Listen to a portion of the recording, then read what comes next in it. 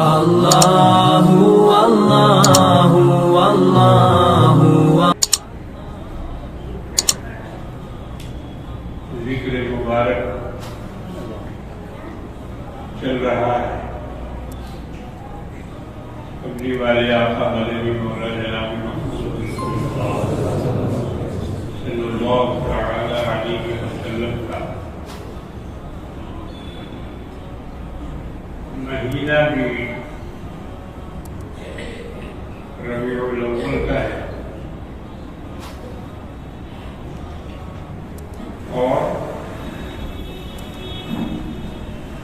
اسی مہینے میں آپ کی ولادت پاک ہوئی اور اگرچہ اس میں مختلف روایتیں ہیں. ایک روایت ہے 2 ربیع الاول. بہت سے علماء اس کے قائل ہیں کہ 2 کو پیدائش ہوئی. ایک روایت ہے 9 ربیع الاول جس کے بارے میں بڑی تحقیق ہے کہ یہی اصل ہے.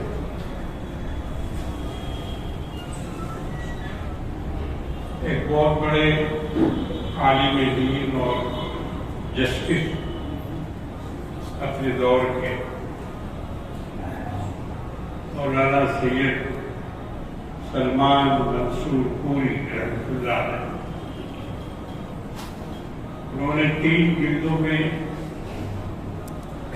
حضور کی سیرت پاک لکھی ہے. رحمۃ للعالمین اس کا نام ہے. سیرت پر بڑی البیلی کتاب ہے اور اس میں انہوں نے حضور نبی کریم صلی اللہ علیہ وسلم کی پوری زندگی کا احاطہ کیا. آپ کا حسب و نسب، آپ کی اولاد، آپ کی بیویاں اور جو بھی ملحقات ہیں سیرت سے سب آپ نے درج کیا. خصوصی طور پر 9 ربیع الاول کے سلسلے میں ان کی بڑی زبردست تحقیق اور انہوں نے ہر طرح سے ثابت کیا ہے کہ آپ کی ولادت کی تاریخ جو ہے وہ 9 ربیع الاول ہے. 12 کو ہر طرح سے غلط ثابت واقعی ہے بھی. 12 کو کوئی روایت نہیں ہے ولادت. یہ بات صرف مشہور ہے، لوگوں میں شہرت پا گئی ہے کہ حضور 12 کو پیدا ہوئے، ورنہ اس سلسلے کی کوئی روایت کہیں نہیں ہے. روایت ہے، 12 کی روایت ہے، وفات کی ہے. اس پر سب متفق ہیں کہ آپ کی وفات 12 ربیع الاول کو ہوئی. اس کے خلاف کوئی نہیں کہتا. اس کی مخالفت کی کوئی روایت نہیں ہے کہ یہ غلط ہے یا اور بھی روایتیں ہیں. نہیں، سب کے سب مؤرخین محدثین اس پر متفق ہیں کہ حضور نبی کریم صلی اللہ علیہ وسلم کی وفات 12 ربیع الاول. اب ہم کو اسی حساب سے سوچنا چاہیے، سمجھنا چاہیے. ایک روایت اور سن کر آپ کو بڑا تعجب ہوگا.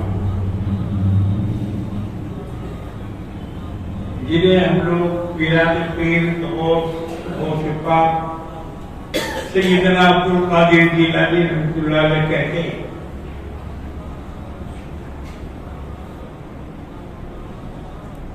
انہوں نے اپنی کتاب حریت الطالبین میں حضور کی پیدائش 9 محرم لکھی ہے. ان کی کتاب میں ہے. قادری لوگوں کو یہاں سے سمجھنا چاہیے.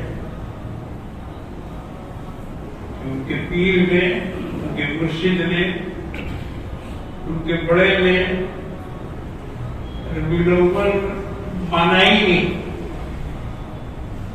محرم کا مہینہ لکھتے ہیں. ان کی کتاب آج بھی موجود ہے، پڑھتے ہیں لوگ، پڑھاتے ہیں لوگ، مدرسوں میں بھی ہے، میرے یہاں بھی ہے. غنیۃ الطالبین بڑی مشہور کتاب. حضرت شیخ عبد القادر جیلانی رحمۃ اللہ علیہ حضور کی پیدائش کی تاریخ محرم کے مہینے میں لکھتے ہیں. معلوم یہ ہوا کہ پیدائش کی تاریخوں میں اختلاف ہے. ہم اس اختلاف میں جانا نہیں چاہتے، اور اختلاف کی وجہ بھی ہے کیونکہ وہ روایتیں بہت بعد میں آئی ہیں. اس وقت سوائے اس کے کہ آپ عبد المطلب کے پوتے تھے، سوائے اس کے کہ عبداللہ کے یتیم بیٹے تھے، قریش کے قبیلے کے ایک فرد تھے، آپ کا بچپن وہاں گزرا، آپ کی پرورش آپ کی والدہ نے 6 برس کی، اس کے بعد آپ کے دادا نے پرورش کی. ان باتوں کا تو علم ہے، لیکن سن یہ بتانا مشکل ہے اور مہینہ اس میں اختلاف اسی وجہ سے ہو گیا. عام الفیل ایک سن مکے میں چلتا تھا عربوں کے یہاں، اس کو عام الفیل کہتے ہیں. عام الفیل کا مطلب جس سال ابرہہ بادشاہ ہاتھیوں کا لشکر لے کے آیا تھا خانہ کعبہ کو ڈھانے کے لیے، لوگوں نے اسی سے ایک سن بنایا تھا اور اس سن کا نام رکھا تھا عام الفیل. اتنا عام الفیل. تو حضور کی پیدائش کے بارے میں 2 سال کے بعد حضور کی پیدائش ہوئی، عام الفیل کے 2 سال کے بعد، جب ہاتھی والوں کا لشکر آیا تھا اور اللہ نے ان کو کھایا ہوا بھوسا بنا دیا. بڑے بڑے ہاتھی لے کے آئے تھے وہ لوگ خانہ کعبہ کو ڈھانے کے لیے، تو اللہ نے اس کا بدلہ لیا اور چڑیوں کو بھیجا. ابابیل کے معنی ابابیل چڑیا نہیں، بلکہ وہ چڑیا کی قسم تھی جو ایک جھنڈ میں لاکھوں کی تعداد میں آئی، اور ہر ایک کے منہ میں اور دونوں پنجوں میں کنکریاں تھی. ان کنکریوں میں اللہ نے وہ طاقت دے دی کہ جس ہاتھی کے سر پہ وہ کنکری گری وہ اسی جگہ ڈھیر ہو گئی. آج کے دور میں اس کو سمجھانا کوئی بہت مشکل بات نہیں ہے، لیکن ایٹم کا دور ہے. ایٹم بم کیا ہے؟ ایٹم بم کیا ہے؟ اتنا چھوٹا ذرہ ہے کہ مائکروسکوپ سے بھی دکھائی نہیں دیتا، اور اس کے 2 حصے ہوتے ہیں، الیکٹران پروٹون. بم بنتا ہے اس کے پروٹون کے اس سے الگ کر دیے جانے سے، اور جب الگ کر دیا جاتا ہے پروٹون اور اس کے بعد الیکٹران کو ایک بوتل میں یا کسی بیگ میں بھر دیا جاتا ہے، تو جتنے اس کے پروٹون ہیں سب اس کے اندر داخل ہونا چاہتے ہیں اور اپنے اپنے الیکٹران سے ملنا چاہتے ہیں. تو وہ اتنی تیزی سے آتے ہیں اور اتنی گرمی پیدا کرتے ہیں اور ان میں اتنا پاور ہوتا ہے کہ پورے شہر کو تباہ کرتے ہیں. اور وہ ذرات ایسے ہوتے ہیں جو مائکروسکوپ سے نظر نہیں آتے، مگر اس کی طاقت دیکھیے، انسانوں نے اس چھپی ہوئی قوت کو بھی باہر نکالا، اور باہر نکالا تو نکالا، اس کو انسانوں کے مارنے کے لیے اس کو تیار کیا۔ ناگاساکی اور ہیروشیما پر جو ایٹم بم برسائے گئے، اس نے بلڈنگوں کو موم کی شمع کی طرح پگھلا دیا، اور کروڑوں انسان اس میں مارے گئے، اس کی تپش سے، اس کی گرمی سے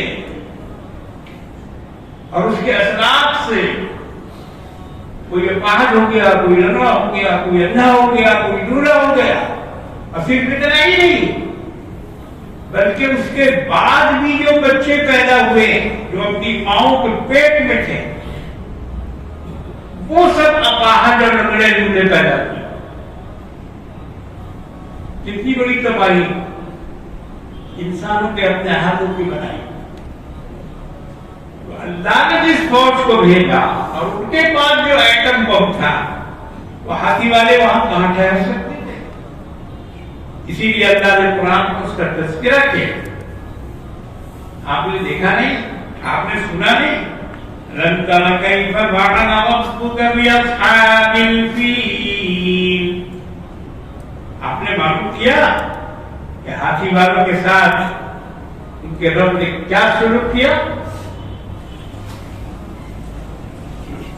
فارسل علیہم طیرا ابابیل، چڑیوں کو بھیجا ان کے اوپر۔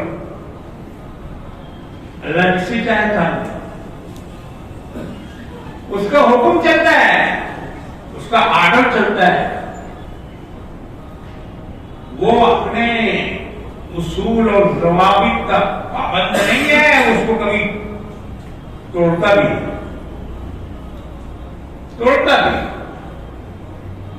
آسمان پہ بادل نہیں ہے اور اس کے باوجود بارش ہو جاتی، وہ اس پر قادر ہے، بغیر بادل کے پانی برسا سکتا ہے۔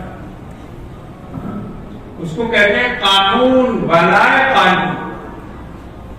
یہ قانون ہوتا ہے جو کسی بھی قانون کے اوپر ہوتا ہے، اس کو آپ کہہ سکتے ہیں کہ اسپیشل آرڈر، اسپیشل آرڈر کہہ سکتے ہیں آپ۔ جیسا کہ ابھی کل پرسوں جلپائی گوڑی میں ہوا، شرکت کرنے گئے تھے لوگ بہت سارے، مورتیاں بھی گئی تھی، دریا کا پانی بالکل نارمل تھا اور لوگ اس میں مورتیاں بہا رہے تھے۔ اچانک دریا میں جوش آیا، اچانک جوش آیا اور سب کو بہا کے لے گیا، سینکڑوں آدمی اس میں بہ گئے جن کی لاش کا بھی پتہ نہیں چلا۔ اس کو کہتے ہیں قانون بالائے قانون۔ کوئی سیلاب نہیں،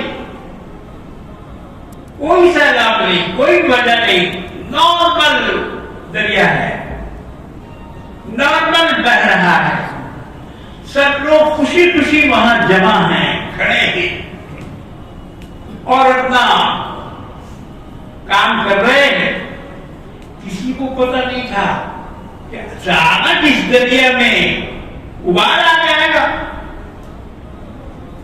اور یہ ابل پڑے گا اور یہ سب کو بہا لے جائے گا۔ یہ ہے، یہ ایک چھوٹی سی مثال ہے، روزانہ ایسا ہوتا ہے، روزانہ ایسا ہوتا ہے۔ اس کو لوگ کہتے ہیں ایکسیڈنٹ۔ اب آدمی کو کوئی اور نام تو ملا نہیں دینے کے لیے، نہ اس کا دماغ اس کے آگے چل سکتا ہے۔ حادثہ، ایکسیڈنٹ، درگھٹنا، مگر درگھٹنا کے پیچھے جھانک کے دیکھو کہ ہے کیا، کیوں ہوئی یہ درگھٹنا؟ سب تو ٹھیک تھا۔ اب ہوائی جہاز بالکل نارمل اڑ رہا تھا, سارے کل پرزے اس کے درست تھے, فیول سپلائی یہ وہ جو بھی اس میں سسٹم ہوتا ہے ہر سسٹم صحیح تھا. انویسٹیگیٹ جب ہوتا ہے پلین گرنے کے بعد تو یہ ساری رپورٹیں آتی ہیں کہ کسی قسم کی کوئی گڑبڑی اس میں نہیں تھی اور پلین گر گیا سیکنڈوں پر. تو یہ اللہ رب العالمین کا قانون ہوتا ہے.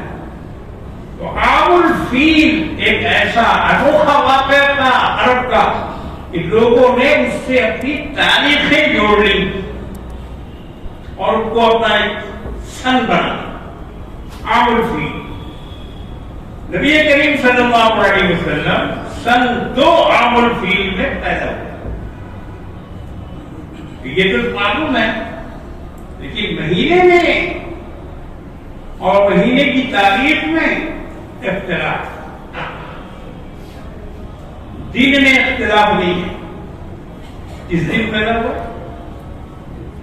سوموار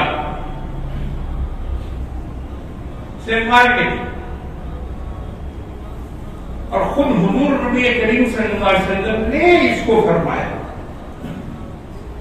حضور روزہ رکھتے تھے سوموار کو, ہر سوموار کو آپ روزہ رکھا کرتے.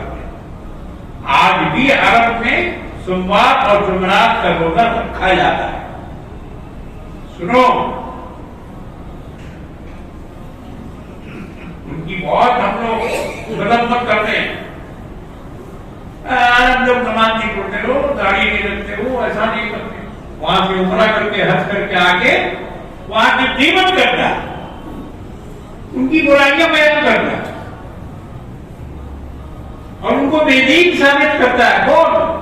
یہ ہندوستانی ٹچپڑیا حاجی.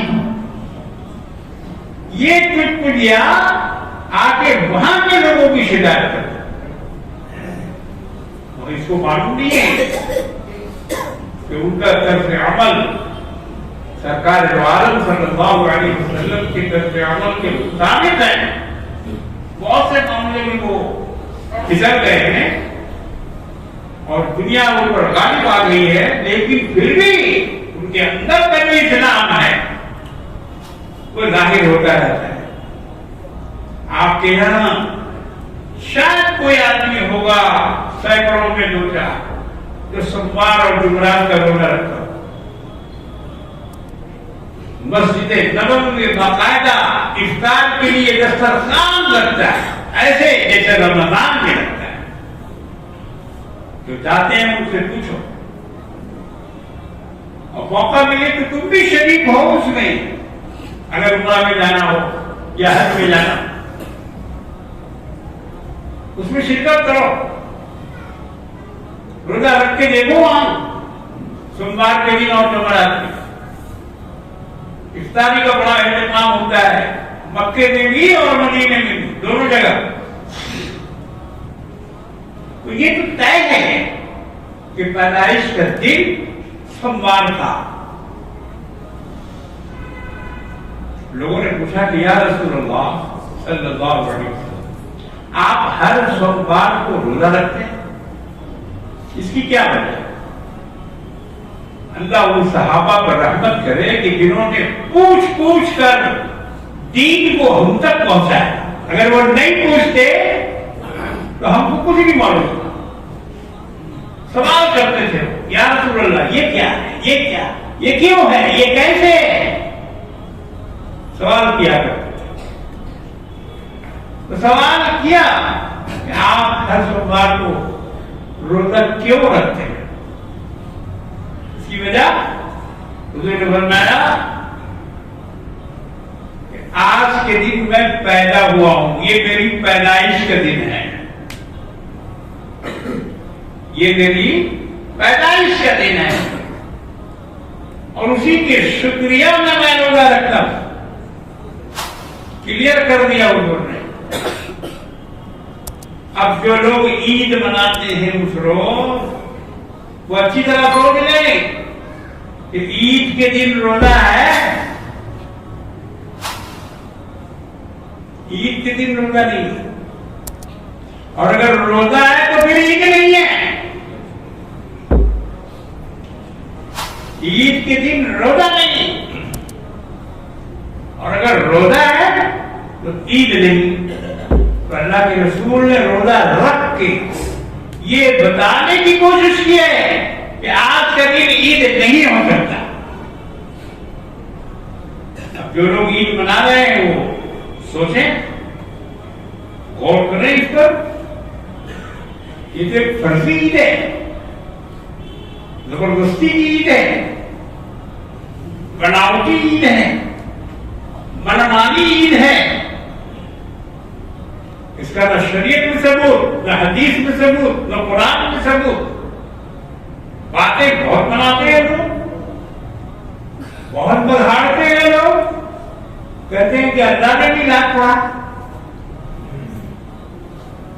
عرش پر میلاد ہوا، حضور نے خود اپنا میلاد پڑھا، اور نہ جانے کتنی باتیں اس طرح کی کرتے ہیں.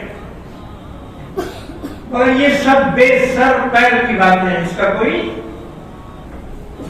بیس نہیں ہے، اس کی کوئی بنیاد نہیں، ہوائی باتیں.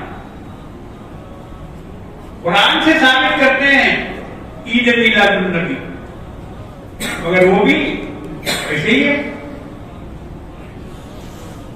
اب وہ آیت پڑھتے ہیں قل بفضل اللہ وبرحمتہ فبذلک فلیفرحوا. کہہ دیجیے کہ اللہ کے فضل پر اور اس کی رحمت پر خوش ہو جاؤ. ترجمہ کیا ہے؟ فلیفرحوا، خوش ہو جاؤ کہ تم پر اللہ کا فضل ہوا اور تم پر اللہ نے اپنی رحمت فرمائی. یہ کسی موقع سے یہ آیت نازل ہوئی تھی، کسی کی پیدائش کا تذکرہ نہیں، یا کوئی خاص اس میں وجہ نہیں بتا گیا تھا. اب اس آیت کو لیا ہمارے مفتی صاحب نے، انہوں نے لیا اگر وہ قرآن میں ہے. ارے رسول کی پیدائش سے بڑھ کر کسی کی کوئی نعمت ہو سکتی ہے؟ اللہ کے رسول جو پیدا ہوئے اس سے بڑھ کے کوئی فضل ہو سکتا ہے، اس سے بڑھ کے کوئی نعمت ہو سکتی ہے؟ اس نعمت پر اگر ہم خوشی نہ منائیں تو کیا بنائیں؟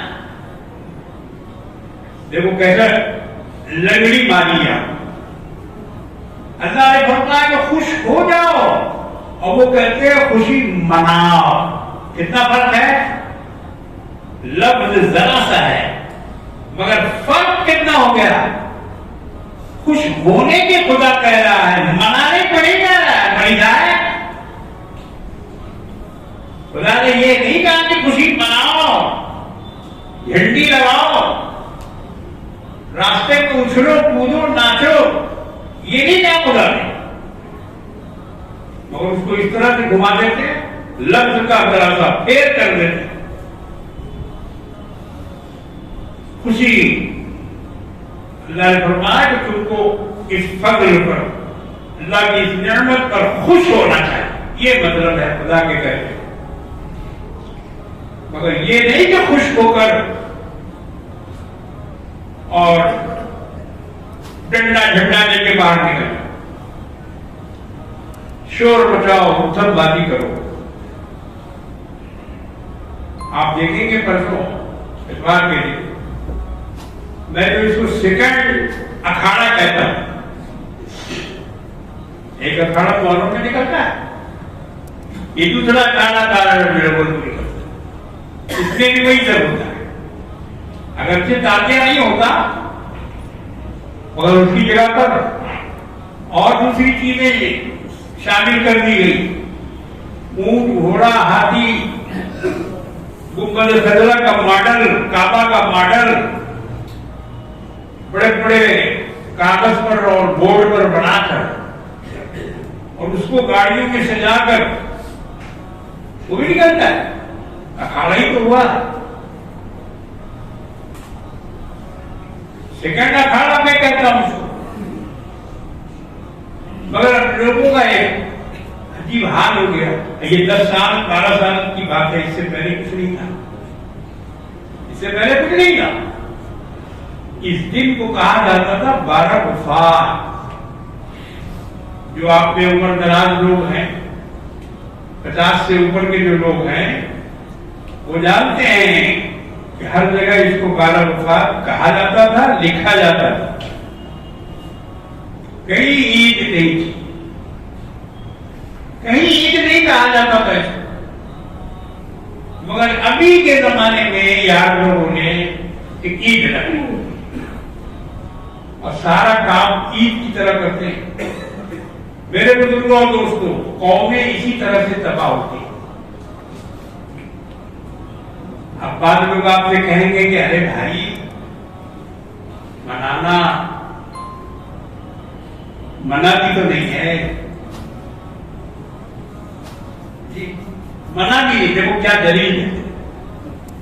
کوئی بھی اگر کہے کہ بھائی آپ یہ کام کیوں کرتے ہیں, ہاں بھائی اس لیے کرتے ہیں, کہیں منع لکھا ہوا ہے تو بتا دیجیے. جھنڈا نکالنا منع ہے, جلوس نکالنا منع ہے, نعت پڑھنا منع ہے, اور اس طرح سے کرنا کہیں لکھا ہوا ہے منع. اگر منع لکھا ہوا ہے تو بتا دو. اب اس سے یہ پوچھا جا سکتا ہے کہ ہم مغرب کی نماز 4 رکعت پڑھیں گے, کہیں منع لکھا ہوا ہے؟ 4 رکعت مت پڑھو لکھا ہوا ہے کہیں؟ 3 رکعت پڑھو یہ لکھا ہے, مگر 3 میں 4 نے ملا ہو, ایک اور اس میں بڑھاؤ مت, ایسا کہیں ہے؟ کہیں نہیں, کہیں نہیں لکھا منع. عید کی نماز کے لیے اگر ہم اذان دیں اسی طرح جیسے فجر کی نماز کے لیے اذان دیتے ہیں, کوئی ہم کو روک سکتا ہے؟ اگر بولے گا کہ کہاں اذان دے رہے ہو بھائی, اگر مؤذن شروع کر دے اذان 7 بجے تو پورے محلے کے لوگ دوڑ پڑیں گے, ارے بند کرو بھائی, بند کرو بھائی, یہ اذان کیوں لے رہا ہے اس وقت؟ وہ کہے گا کہ ہم اذان اس لیے دے رہے ہیں کہ اذان عید میں منع کہاں لکھا ہوا ہے؟ عید کی نماز میں اذان مت دو, یہ کہاں لکھا ہوا ہے؟ اس لیے ہم دے رہے ہیں. دیکھو کتنی بڑی جہالت کی بات ہے, کتنے بڑی جہالت کی بات ہے. تو میرے بزرگوں اور دوستوں, سرکار دو عالم صلی اللہ علیہ وسلم کی پیدائش مبارک اس لیے نہیں ہوئی تھی جو آج ہم لوگ یہ کر رہے ہیں. سوشل میڈیا میں دیکھنے سے دماغ کا پٹ کھل جاتا ہے, کیسی کیسی بدعتیں, کیسی کیسی جہالتیں لوگ کر رہے ہیں. ابھی میں گاڑی پہ آ رہا تھا, جو صاحب ہمارے ساتھ گئے تھے ہم کو لانے کے لیے, انہوں نے ایک دکھایا, کہا کہ دیکھیے یہ مفتی صاحب ہیں, مولانا صاحب ہیں, اور کیک کاٹ رہے ہیں, اور اس کیک پہ محمد مصطفیٰ صلی اللہ علیہ وسلم لکھا ہوا, اور حضور کے نام پر چھری جلا رہا تھا اس ظالم.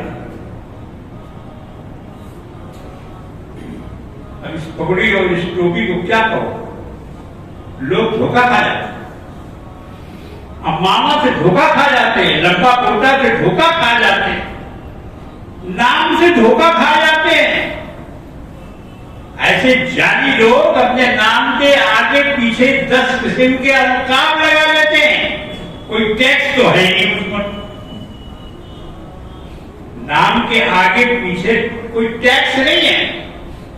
حضرت مولانا شاہ الصوفی لگاتے تھے نہیں آپ؟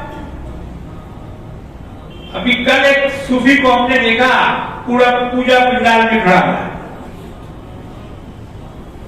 میں اس کی خانقاہ میں بھی جا چکا, ہم کو دعوت دے کے بلایا تھا, مگر اتنا بڑا وہ بدین ہے مجھے معلوم نہیں تھا. کل دیکھا پگڑی ٹوپی عصا ابا پہن کر وہ پوجا پنڈال میں کھڑا ہوا, فوٹو کھینچوا, اس کے ساتھ اور 8-10 لوگ. یہ کیسا قادری ہے؟ یہ کیسا قادری ہے؟ یہ کیسے مسلمان ہیں؟ ارے انہوں نے قلیان کافرون نہیں پڑھی.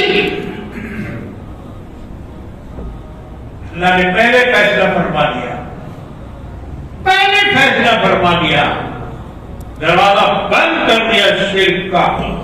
قل یا ایھا الکافرون لا اعبد ما تعبدون، تم جن کی عبادت کرتے ہو ہم اس کی عبادت نہیں کر سکتے، نہیں کر سکتے. اور اخیر میں فیصلہ سنا دیا لکم دینکم ولی دین، تمہارے لیے تمہارا دین، ہمارے لیے ہمارا دین. مسلمان بھول گئے، بھول گیا. دنیا کے لالچ میں، عہدہ کے لالچ میں، کرسی کی لالچ میں اور خوش کرنے کے لالچ میں کبھی خوش نہیں ہوں گے. وہ یاد رکھو، یاد رکھو. اکبر الہ آبادی نے بہت پہلے کہہ دیا تھا، شیخ صاحب لاکھ گاٹھیں برہمن سے دوستی. شیخ صاحب لاکھ گاٹھیں برہمن سے دوستی، بے بھجن گائے تو مندر سے ٹکا ملتا ہے. بے بھجن گائے تو مندر سے ٹکا ملتا ہے. اگر روپیہ چاہیے، عہدہ چاہیے، دولت چاہیے، بھجن کرنا پڑے گا. بہت پہلے اکبر الہ آبادی کے آج سے 80 برس پہلے یہ لکھ دیا تھا، کہہ دیا تھا، مسلمانوں کو سبق دے دیا تھا. اور افسوس، صد افسوس، جو منظر دیکھنے کو ملا وہ ایک دم سبحان روح ہے. مسلمان یہاں تک پہنچ جائیں گے اور اتنا کردار ان کا نیچے چلا جائے گا، یہ تو ہم سوچ بھی نہیں سکتے تھے. پہلے کا جاہل سے جاہل مسلمان آپ اس سے یہ نہیں کروا سکتے. یہ لوگ پڑھے لکھے لوگ کہلاتے ہیں، لبرل لوگ کہلاتے ہیں، انٹلیکچوئل کہلاتے ہیں، اعلیٰ عہدیدار کہلاتے ہیں، مگر اس کے باوجود ان کی عقل چرمی چلی گئی. قومی یکجہتی کا یہ مطلب نہیں ہے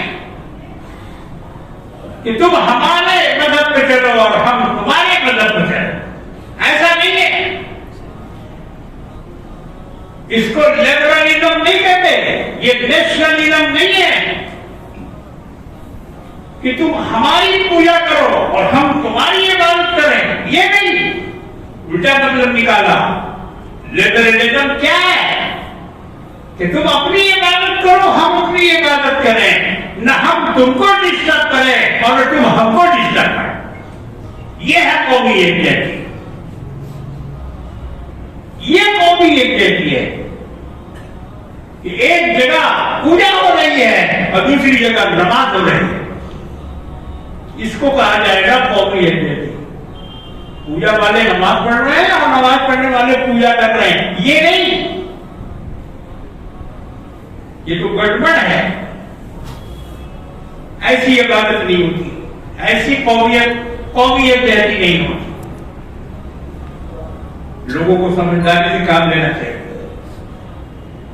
کیوں خواہ اپنے اعمال کو حقارت کر رہے ہو، برباد کر رہے ہو؟ ارے نہ دین ملے گا نہ دنیا ملے گی. دنیا میں تم جو چاہ رہے ہو وہ تم کو کبھی ملنے والا نہیں ہے. جب 70 سال میں نہیں ملا تو کیا اب مل جائے گا؟ مودی کے دور میں اب مل جائے گا. کرسی مل جائے گی، عہدہ مل جائے گا، حکومت مل جائے گی، پارٹی میں تمہیں کوئی عزت دیا جائے گا. جب 70 سال میں نہیں ہو سکا تو کیوں مدد مان رہے ہو؟ کیوں سر پھوڑ رہے ہو؟ کیوں چکر لگا رہے ہو؟ اس سے ملنے والا کیا ہے؟ کچھ ملے گا نہیں. کچھ نہیں ملنے والا، بلکہ جو دولت تمہارے پاس تھی ایمان کی، توحید کی، وہ دولت دی گئی، وہ دولت بھی گئی، اس کو بھی تم نے خاک میں ملا دیا۔ تو کیا ہوا؟ نہ خدا ہی ملا، نہ مثال صنم، نہ ادھر کے رہے نہ ادھر کے رہے،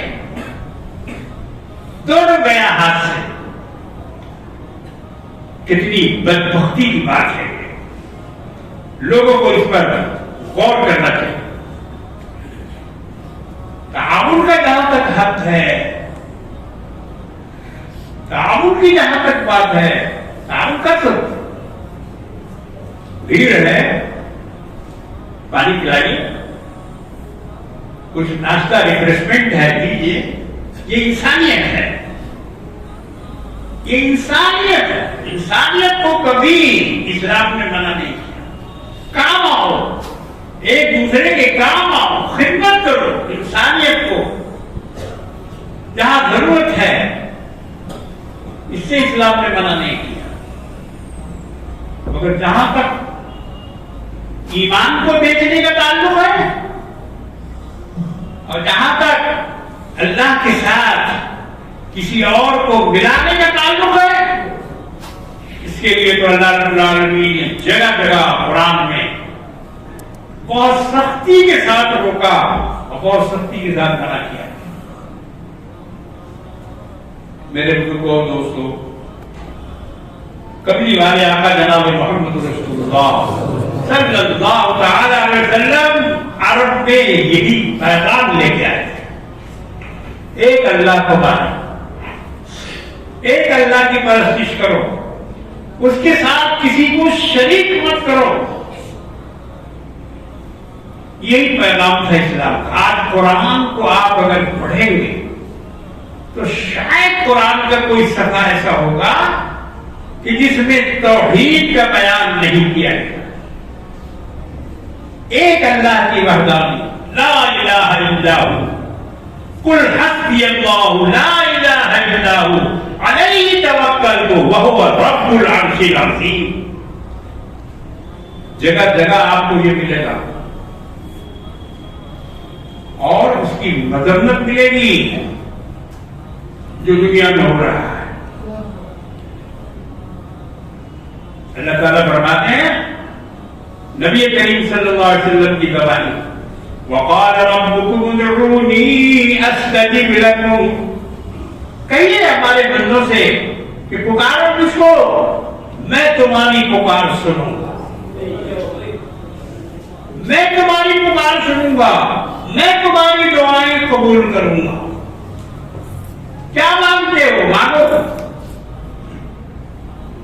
فرمایا ان الذين يستكبرون عن عبادتي سيدخلون جہنم داخرین، جو لوگ میری عبادت سے منہ موڑتے ہیں اور مجھے چھوڑ کر کسی اور کو پکارتے ہیں، فرمایا کہ اس کو میں جہنم میں داخل کروں گا۔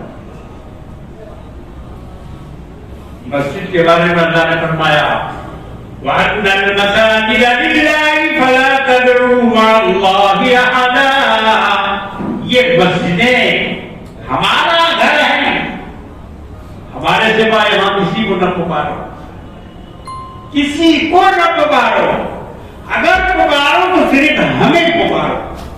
وَأَنَّ الْمَسَاجِدَ لِلَّهِ فَلَا تَدْعُوا مَعَ اللَّهِ أَحَدًا، میرا گھر ہے۔ اللہ فرماتے ہیں کہ یہ میرا گھر ہے، میرے گھر میں میرا نام لیا جائے گا، میرے گھر میں مجھ کو پکارا جائے گا، اس کے علاوہ اور کسی کی پکار نہیں ہوگی۔ سعید صاحب کے مکان پہ آپ جائیں، گھنٹی بجائے اور پکارے کہ عبداللہ بھائی، گھر ہے کس کا؟ سعید کا۔ پکار رہے ہیں کس کو؟ عبداللہ۔ جب دروازہ کھولے گا کیا ہے بھائی؟ کہا کہ عبداللہ نام ہے، کہا کہ نہیں یہ تو میرا گھر ہے۔ تم کس کو پکار کے چلے آئے؟ گھر ہے سعید کا اور پکارنے والے کو یہ عبداللہ کو جاؤ، عبداللہ گھر کہیں اور ہے، وہی حال مسجد کا ہے. اگر یہاں کسی اور کو پکارا جائے تو اللہ کی طرف سے وہی جواب آئے گا کہ گھر تو میرا ہے اور پکار رہا کسی اور کو. اس لیے میرے بزرگوں اور دوستوں، ہم لوگ جس ماحول میں رہتے ہیں چاروں طرف ہمیں اس کا سامنا ہے، اس کا سامنا ایمان کو بچاتے ہوئے اپنے عقیدہ توحید کی حفاظت کرتے ہوئے چلیے. نہ ادھر دیکھیے نہ ادھر دیکھیے. اور یہ متاثر ہونے کی کوئی چیز ہے ہی نہیں، کسی طرح سے متاثر ہونے کی چیز نہیں ہے. تو اپنے ہاتھوں کی بنائی ہوئی، اپنے ہاتھ کا سجایا ہوا، سنوارا ہوا، سب کچھ کیا ہوا، اور اس کے بعد لے جا کے دریا میں ڈال بھی دیتے ہیں کہ بھئی یہ جو کچھ تھا غلط تھا، ہم نے جو کیا غلط کیا، اب اس کو بہا دو دریا میں. یہ اس کا ثبوت ہے. اس لیے نبی کریم صلی اللہ علیہ وسلم کی جو تعلیم ہے، آپ کا جو تزکیہ ہے، اور آپ نے پیدا ہونے کے بعد جو دنیا والوں کو سبق دیا ہے وہ اسی کا سبق دیا ہے. میں کیک کی بات کر رہا تھا. دیکھو وہ صوفی لا یوفی پکڑ مانے ہوئے حضور کے نام کو کاٹ رہا ہے، کیک میں لکھا ہوا کاٹ رہا ہے. حضرت علی نے نہیں کاٹا تھا. جب حضور نے فرمایا کہ محمد رسول اللہ کو کاٹ دو اور اس کی جگہ محمد ابن عبداللہ لکھ دو، جب مکے سے آئے ہوئے کمشنر نے یہ کہا تھا کہ ہم تو آپ کو اللہ کا رسول مانتے ہی نہیں ہیں، تو کیوں اس میں آپ نے محمد رسول اللہ لکھا اپنے نام کی جگہ؟ صلح حدیبیہ میں جو معاہدہ ہوا تھا، اس نے کہا کہ ہم آپ کو رسول نہیں مانتے، اسی لیے ہمارا آپ کا جھگڑا اسی میں ہے، اس کو کاٹیے. حضور نے حضرت علی سے کہا کہ کاٹ دو. سیدنا علی مرتضی کرم اللہ تعالی وجہہ نے کہا کہ یا رسول اللہ، علی کی یہ مجال نہیں کہ وہ آپ کے نام مبارک کو کاٹ دو، اس سے نہیں ہوگا. حضرت علی نے انکار کر. کچھ دیر انتظار کرنے کے بعد سرکار دو عالم صلی اللہ علیہ وسلم نے قلم خود اپنے ہاتھ میں لیا اور رسول اللہ کو کاٹ کر ابن عبداللہ لکھا. یہ پہلی تحریر ہے آپ کی زندگی کی. اس سے پہلے آپ نے کبھی قلم نہیں پکڑا تھا، اور اس سے پہلے کبھی آپ نے قلم نہیں چلایا تھا. وَمَا كُنْتَ تَتْلُو مِنْ قَبْلِهِ مِنْ كِتَابٍ وَلَا تَخُطُّهُ بِيَمِينِكَ إِذًا لَّارْتَابَ الْمُبْطِلُونَ. قرآن کریم کے 21ویں پارے میں سورہ احزاب کی 4 رکوع میں اللہ تعالیٰ فرماتے ہیں کہ اے نبی، آپ نے تو قلم کبھی ہاتھ میں لیا ہی نہیں، کبھی کسی کتاب کو آپ نے پڑھا ہی نہیں، کبھی کسی کے شاگرد آپ بنے ہی نہیں. وما كنت تتلو من قبله من كتاب ولا تخطه بيمينك. اور اپنے ہاتھ سے کبھی آپ نے ایک خط بھی نہیں، ایک لکیر بھی نہیں کھینچی. اور یہ ایسا کیوں ہوا؟ اللہ فرماتے ہیں کہ یہ کام ہم نے اس لیے کیا اِذًا لَّارْتَابَ الْمُبْطِلُونَ. جو لوگ باطل آپ پر شک کرتے ہیں کہ آپ نے کسی سے پڑھ لیا ہوگا، آپ نے کسی سے سن لیا ہوگا، آپ نے کسی سے لکھنا سیکھ لیا ہوگا، جو لوگ آپ پر شک کر رہے ہیں ان کو یہ جواب ہے کہ میرا نبی نہ لکھنا جانتا ہے نہ پڑھنا جانتا ہے، مگر اس کے باوجود علم کا سمندر ہے. ساری دنیا کو جس نے علوم سے بھر دیا وہ ذات گرامی ہے جناب محمد رسول اللہ صلی اللہ تعالی علیہ وسلم کی. آپ نے اس دن لکھا اور اپنے نام کے ساتھ رسول اللہ کو کاٹ کر ابن عبداللہ لکھا. تو جو نام کو علی نہیں کاٹ سکے، یہ آج کا ڈھونگی مولوی یہ کاٹ رہا ہے، یہ کیک پر لکھا ہوا نام کاٹ رہا ہے، یہ چٹکلیا کیا جواب دے گا خدا کے ہاں، اور کیا جواب دے گا میدان حشر میں جناب محمد رسول اللہ صلی اللہ تعالی علیہ وسلم کو۔ اس جمعہ کا مضمون میرا رہ گیا کہ اللہ نے جو حضور کو مقام محمود عطا فرمایا اور ساری خلقت کے لیے آپ کو جو شفاعت عطا فرمائی، انشاءاللہ اگلے جمعے میں اللہ نے چاہا تو اس کا بیان آپ کے سامنے